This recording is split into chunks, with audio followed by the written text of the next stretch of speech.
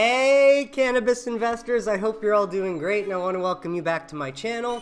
If you're new here, my name is Jordan and today we're coming at you with this week in cannabis news from April 15th to the 21st. Now, before we jump in, if you enjoyed this video, you learned something or you recognize this Wheezy beat from like '09, please leave a like on it as it really helps out my channel. And of course, if you want to learn more, subscribe below so that you don't miss any future episodes, and there's plenty of content for you to go back, rewatch, educate yourself with. Try to think of these videos as a time capsule.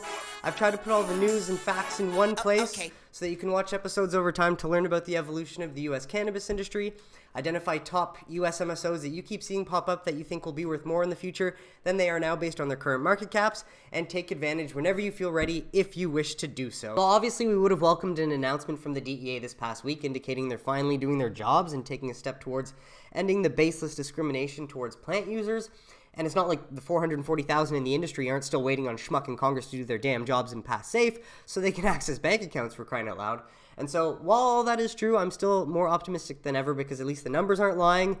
We got a lot of good stuff that came through this past week despite not much news from MSOs, ultimately indicating that it does seem like a larger coordinated effort that is coming together. It's taken longer than that we would have liked or expected, but we just have to be patient. And we're getting closer. So we start with Illinois adult use cannabis monthly sales figures updated as of April 17th. And hey, I called it March.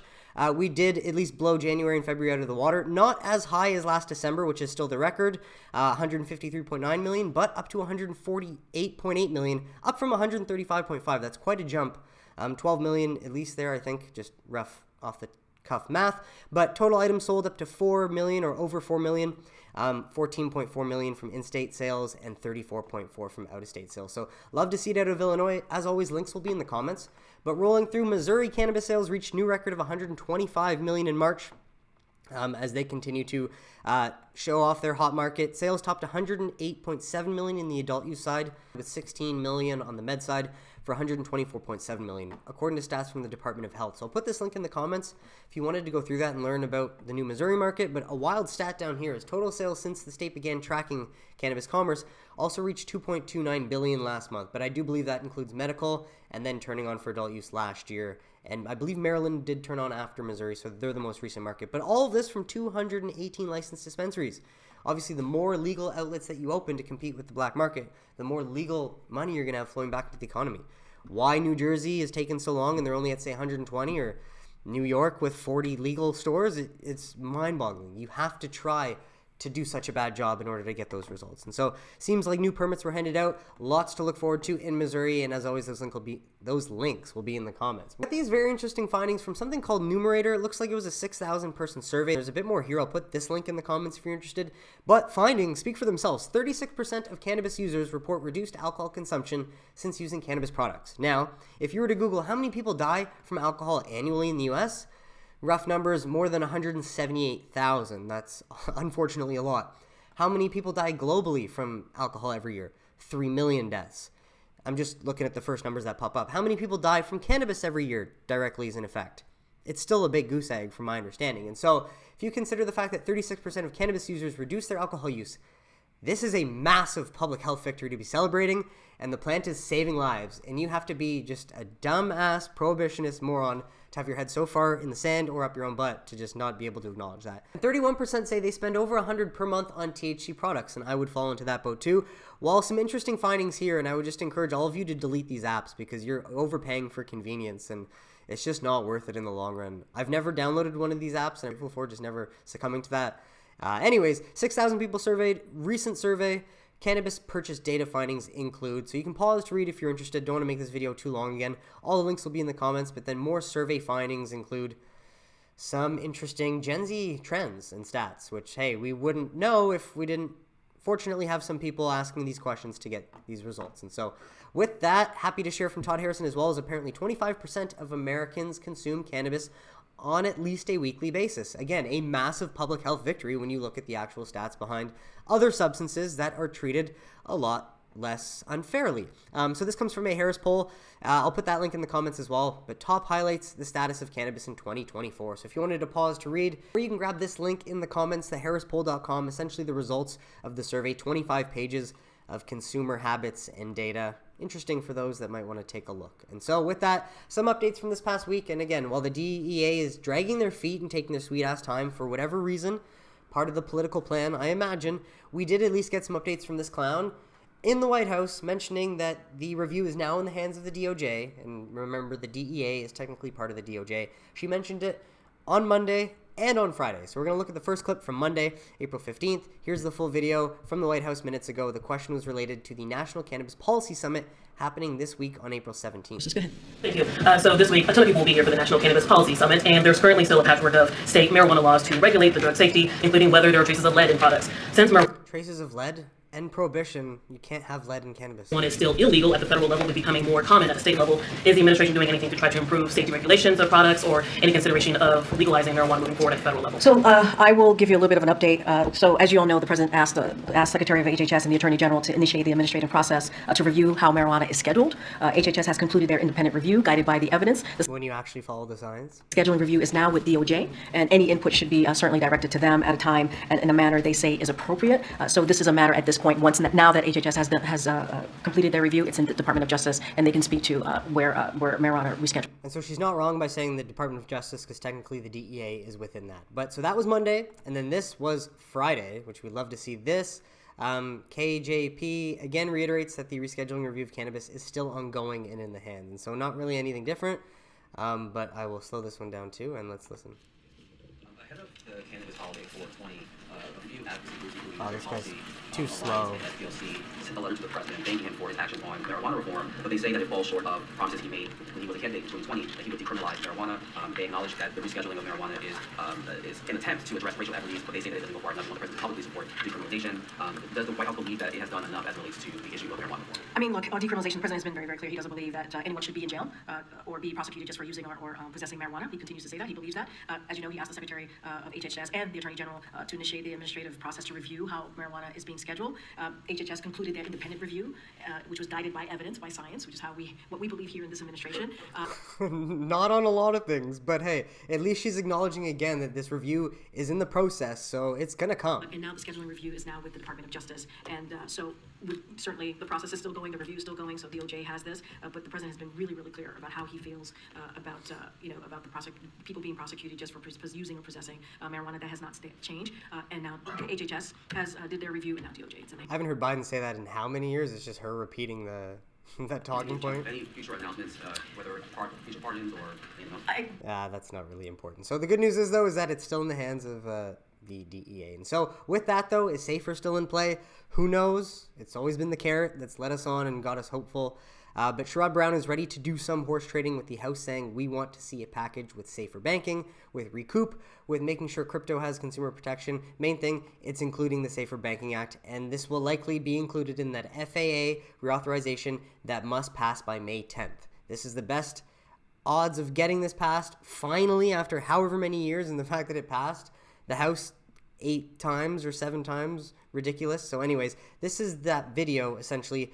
Senator Gillibrand and Lummis confirms that they want to add the stablecoin legislation to the FAA bill next month.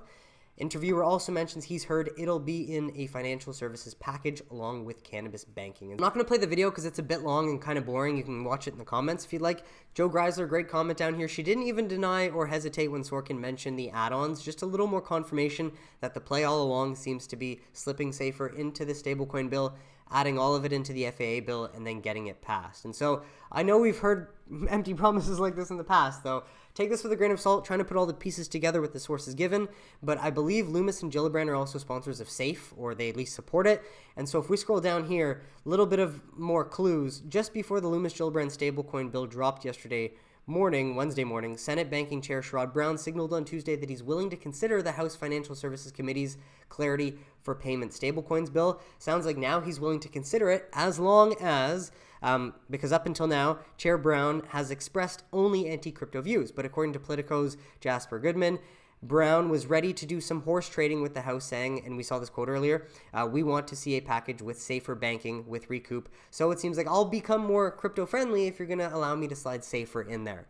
So take from that what you will. Let me know in the comments if you get something different. But we love that. Well, this is just a Politico Pro article referencing the same sort of story. I just, again, wanted to put it in here because it's another resource or source on it, but it is behind a paywall. But this is from the actual Jasper Goodman, I guess the guy that other article is referencing. Now, on top of that, Shmuck is even tweeting about SAFE again. And Senator files cannabis expungement bill that Schumer has discussed. This is the HOPE Act. This is the first time the HOPE Act has ever been filed in the Senate. So that's a big step that we have never had happen before. And the fact that Shmuck is back tweeting about SAFER and HOPE leads us to believe they might or might not do their job. We'd like them to do it. Seems the DEA has to make their announcement and do their job at least. But obviously the Dems need the win. Why would they not want to do it at this point if they've lied for the last 4 years now? I think it's safe to say 4 years at this point. So what will happen next? I don't know, but wanted to share as more stuff came this week. Merkley is talking about SAFE right now. This is at that National Cannabis Festival or Summit, whatever you want to call it. Do the right thing, though, highlighting some important snippets. He's on fire this past week. Important quote from Merkley: "We have the support of the majority leader on the Safer Banking Act." You've never had it up until now, so that's good news. "We have the support of criminal justice reformers who in the past weren't so supportive but are now supportive." And so again, any timeline, we have no idea. All we know is that May 10th for that FAA, which could include SAFER, and then the DEA can do it whenever they want, but hopefully sooner than later. Now, wanted to share this. This was a snippet from a Benzinga article from this summit, but former U.S. Senator Cory Gardner told a panel on the first day of the summit in Florida that several ranking Congress members are intending to attach the Safer Banking Act to the must-pass Federal Aviation Administration reauthorization. What is it? The one in December that was always rumored to be attached to? The NDAA, National Defense Authorization Act? Oh, I'd be so happy if I never have to hear that abbreviation again. It might not be pretty, but it will get the job done, the Colorado Republican told Benzinga. So I don't know how trustworthy this Cory Gardner guy is, just, again, sharing the clip that we got from this past week. But then on top of that, our favorite Ed Perlmutter, who created the Safe Banking Act, hinted at imminent regulatory changes that could benefit the industry, stating the DEA will help with 280E and so forth. As if that's coming. He's saying will. And hopefully we'll see a decision this week. Didn't come this week or soon.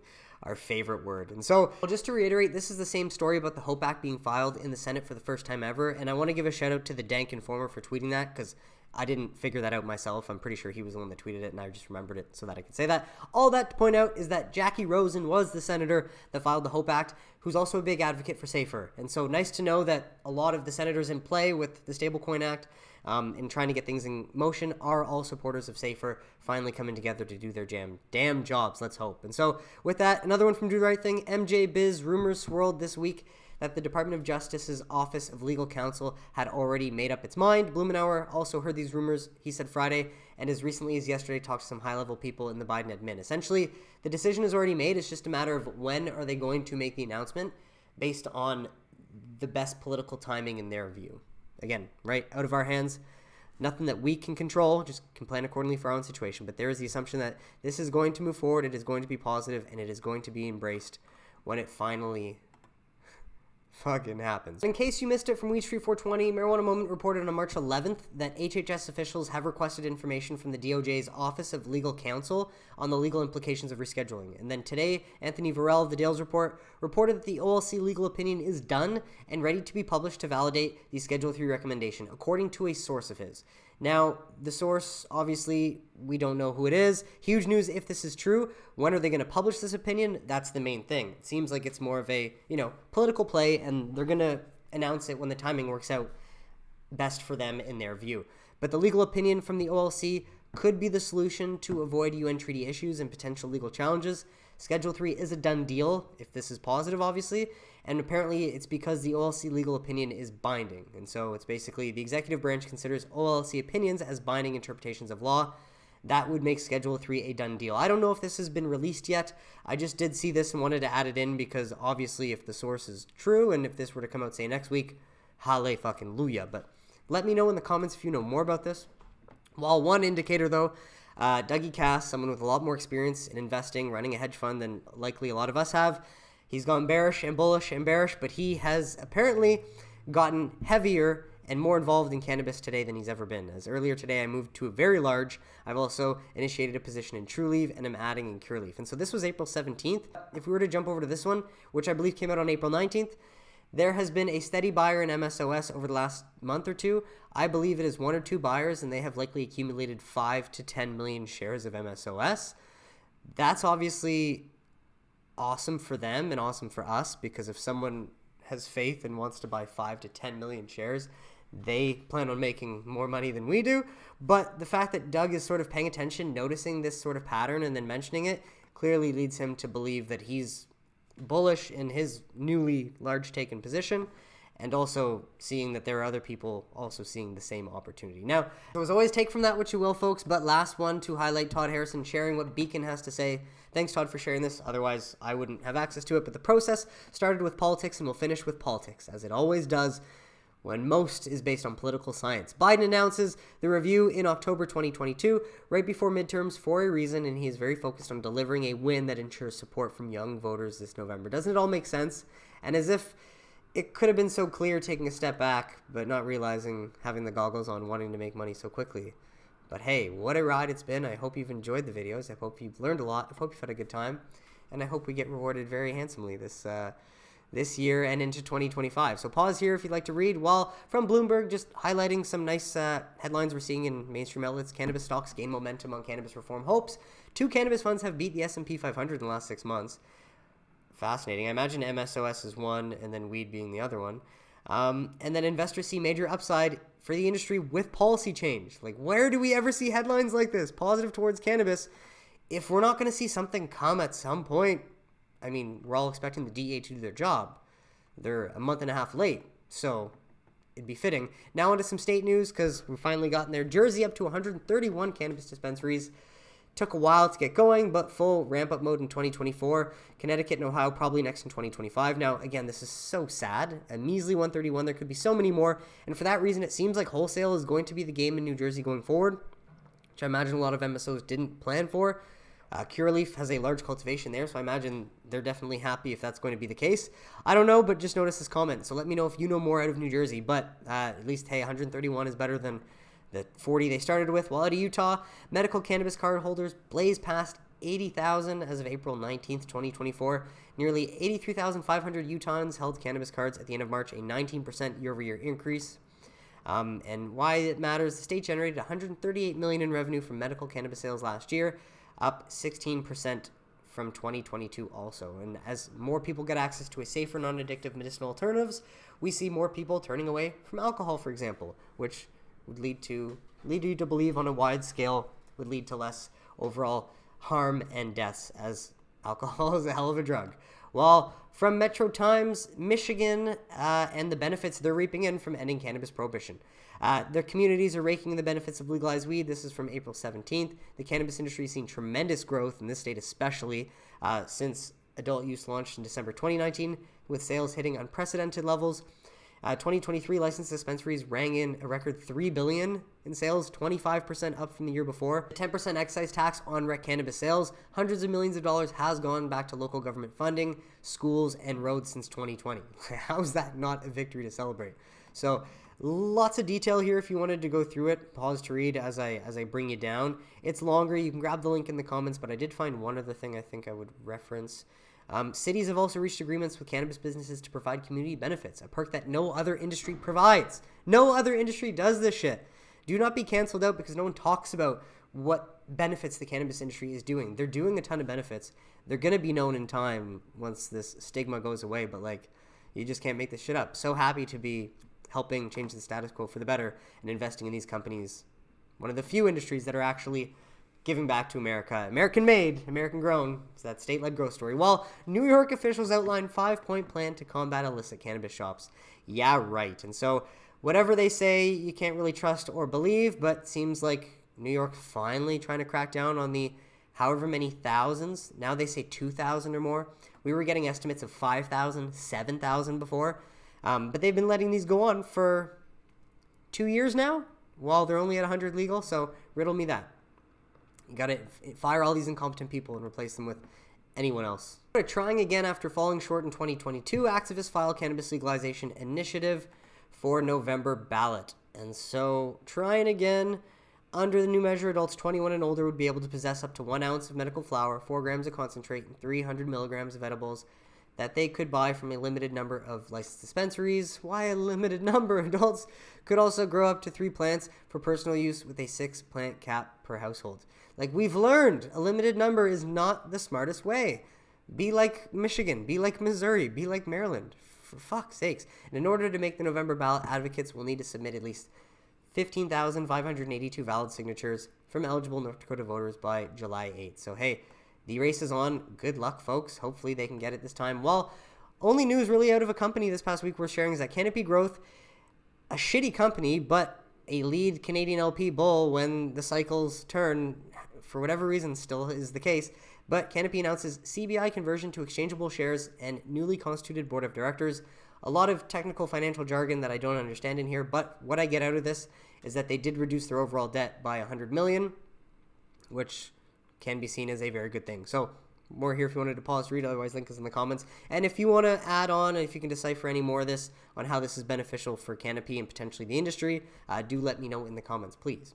But with that, CANN, one of those beverage companies, I think Gwyneth Paltrow and, Rosario Dawson, the woman that didn't want to be in a relationship with Miss Cory Booker any longer, so she dumped his loser ass. Anyways, I think she's a partner or has some investment in it. CANN enters media partnership with Barstool Sports. So love the normalization, as the beverage brand will be integrated into podcasts, videos, and custom social media content. Slowly but surely, chipping away at ending the discrimination and the stigma and, bringing it into the mainstream, one podcast at a time. Well, from NORML, op-ed, state-level cannabis legalization has been a stunning success. We know this. Soon, more will understand and know, but lots to celebrate here. For example, according to data compiled by the FBI, the annual number of cannabis-related arrests in the U.S. fell from 750,000 in 2012 to 227,000 in 2022. 227,000 is still far too high, but that's a massive drop. Obviously something to be proud of. While, according to data provided from Centers of Disease Control and Prevention and many other states, high schoolers who use cannabis actually fell 30% over the past decade because it's harder for them to get access. Lots of other stuff here if you wanted to pause to read, but just love relaying the truth. And it's soon going to come to light. That word soon. Well, apparently Americans use cannabis at nearly the same rate in legal and non-legal states, suggesting criminalization doesn't curtail consumption. Obviously, Gallop poll finds, this one out of Marijuana Moment. While there is a Gallop poll associated, I did want to share this because the headline is like, okay, come on. Cannabis use greatest among lower income and less educated. Fair enough, but some of the most educated people I know that have gotten the most degrees are the dumbest people I know. So there's a big difference between educated and intelligence. Never forget that. But this is here if you're interested in going through it. 9% of U.S. adults report using cannabis regularly. A lot of interesting findings and data here if you wanted to go through it. Well, I'll just share a few clips here, but main thing overall, 1 in 10 American adults say that they've used cannabis 10 or more times in the past month, while 1 in 5 have used cannabis at least once in the past month. And what's interesting is that a lot of the data indicates that if this number went up to, say, 2 in 10 Americans, 3 in 10 Americans, I wonder what that would lead to. I don't know if it would be negative consequences. Don't think so. Could be even bigger public health victories. Waking a lot of people up out of their slumbers, however you want to take that. So more here if you wanted to pause to read. Gallop poll findings will also be in the comments.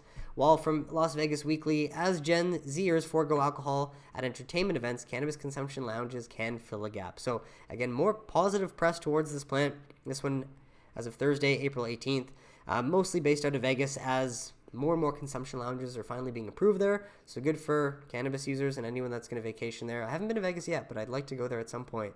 And definitely go to one of those lounges. U.S. cannabis industry hits all-time highs from Newsweek. Again, where are all these positive headlines coming from? We love to see it. Who ordered them? That's what I'm curious about. But more stats that I've covered, again, in my last week's video, 444,000 in the legal industry. Still can't open bank accounts, if you can believe that. Shmuck, pass safer, please. It's unbelievable. No other industry is discriminated against like cannabis, yet we don't complain nearly as effectively as any others. And ultimately, the industry is just putting our head down with our hands tied behind our backs and chugging along until the forces that be help right this wrong, because it's a known wrong, and it's been wrong for so long, it's just a matter of time before it's made right. So more here if you wanted to pause to read. More stats continue. Otherwise, full link in the comments if you want to go through that. While from, what story is this? Chicago Sun-Times, 420 is Saturday. Today, oh yeah, happy 420 all y'all. What you need to know for weed's high holiday. And so this one is from Chicago Sun-Times. definitely Chicago focused and Illinois focused. As rec weed has boomed to $1.5 billion a year industry in Illinois. That's a fact, and they're seeing more and more sales, as we saw in the beginning, and the revenue is growing as they open more and more dispensaries, so they're probably at over 200 now. That's obviously going to be helpful for any MSO or mom and pop shop, any entrepreneur in the cannabis space in the industry. And so how did 420 come to be? If you're interested, you can pause to read. House parties are in this year. They never left. Unless you stop getting invites to them. They got a stupid question down here, basically an ad or a reminder that there's synthetic gas station crap available. Don't buy it. I mean, I've never tried it. I'm always going to stick to the plant, but that is a thing in the US too. Well, are there risks from consuming? What is cannabinoid hyperemesis syndrome? Get this, I read this, the syndrome that some healthcare professionals call scromiting, a combination of screaming and vomiting. What the fuck? That seems outrageous to me. Never heard of this or seen anyone do this, maybe tied to long-term use of potent cannabis. What? One study found that 97% of people with the condition use cannabis at least once a week. Why would they continue? This just seems made up. It's hilarious. I'm sure there's a study, I guess I'll put it in the comments, but it seems made up. But 75% said they use cannabis regularly for over a year. While emergency room visits for pot-related vomiting surged in states that legalized rec weed, another study found. This is interesting. I'll put this link in the comments too. Though this would, I think, be more reasonable or make more sense if this is happening to people that don't consume cannabis. They try it once, and then it's almost like their body purges in some sort of way similar to ayahuasca. Now, again, I'm just thinking out loud. I don't know if that's true. But, right, the vomiting usually stops when the user just stops smoking. So, who knows? Just seems funny. And, again, this seems like something you'd hear in a movie. Screaming and vomiting, stop smoking. Events happening Saturday, 420. If you are in the Illinois area or Chicago, a list for you, link in the comments. Well, last few stories just to highlight the Dank Informer.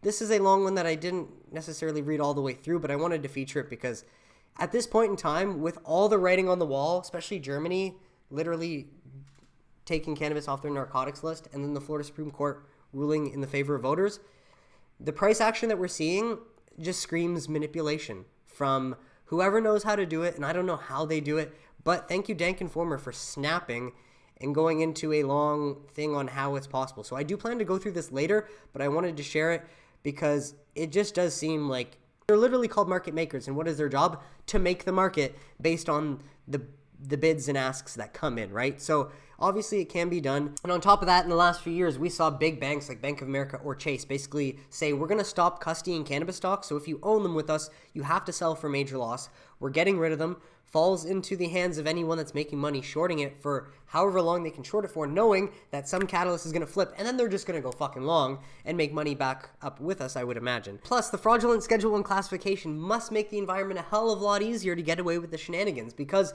these companies are still stuck on the over-the-counter markets, the pink sheets, let alone the Canadian Securities Exchange in Canada, where naked shorting is legal, and we've seen the SEC go after Anson funds, and we've seen other hedge funds use publications in the past to put out fake news and drive prices down. And so whether you want to try and say that the market knows and there's no manipulation, I think that's just incredibly naive considering what we've seen, as many of us likely came into this thinking, okay, well, cannabis, obviously the thesis is solid, and it's just a matter of, politicians doing their job, and this is a lesson for us to never invest based on legislative news pending ever again. But all that to point out is that the thesis is strong, and we, over time, the more we watch and the more we learn, we're kind of peeling the layers back and just realizing, holy shit, there are forces at B, and there are going to be cycles, and you just want to be informed enough to know when to get on the roller coaster as it's heading up the cycle.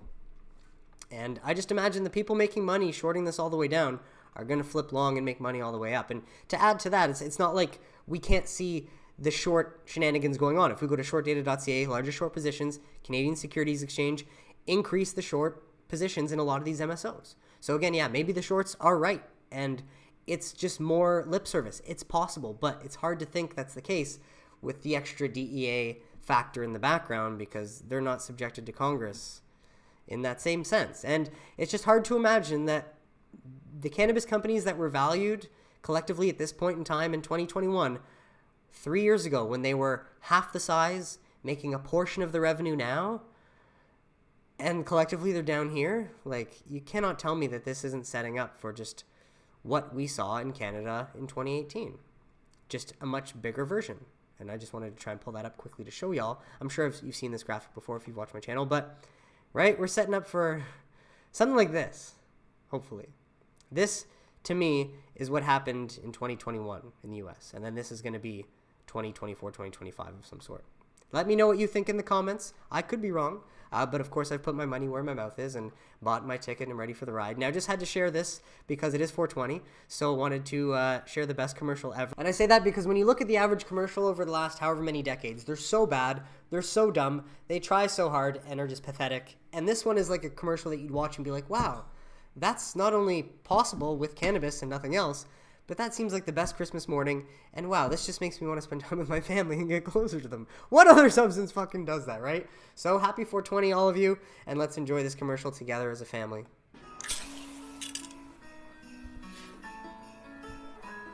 Is that Tokler's? Grandma, it sure is.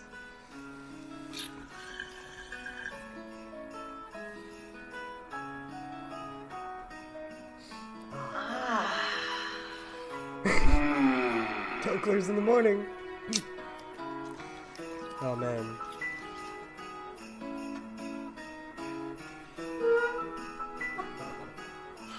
Craig! Merry Christmas, Mom.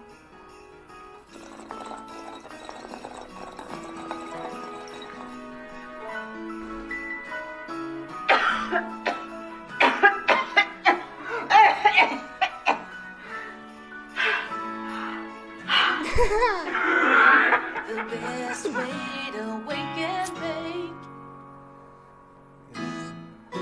Is Tokler's in your cup? Pardon my voice, I'm recovering from a cold. And so, just to recap it or round off, this year's 420 poised to be the biggest yet. I did not get any of those anticipated or predicted statistics from sales. I did not come across them. Kerna is usually the source that does that, though I will try to find something after the fact to share in my next week's video. And so lots about, hey, have a good 420, do your own thing. Who cares necessarily what this says, though, if you're interested in seeing what Cannabis Business Times has to say. General trends and strategic promotions, going to be more sales than last year, going to be more people using it, going to be the best one yet, states to watch, yada yada, all that, everything more, link in the comments. But that is it for today's episode, folks. I want to thank you so much for tuning in, and I really hope you got some value out of it. What did you think of the stories mentioned? Let me know in the comments if you have any questions or suggestions, and I'd be happy to address them. But besides that, if you enjoyed this video and you learned something, please just leave a like on it. Subscribe below if you don't want to miss any future videos, and I will catch you next week for This Week in Cannabis News. I wish you all a great 420, as I'm going to start celebrating myself. Take care, everybody. Till next week.